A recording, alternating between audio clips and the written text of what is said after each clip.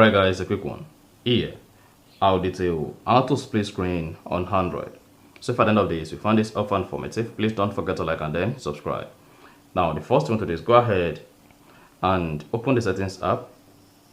On your Android, click on search at the top right.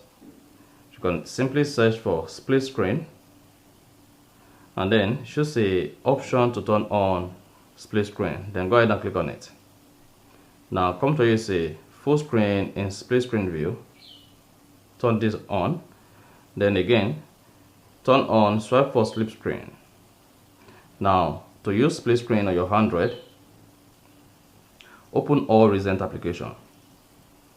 Now go ahead and click on the app icon, then locate and click on open split screen view. Now you can now go ahead and select other application you want to use alongside the current application you opened. Then you see that. Now to exit the split screen, all you simply need to do is drag down from the middle or drag up, and then you'll be done. So that's exactly how to split screen on Android.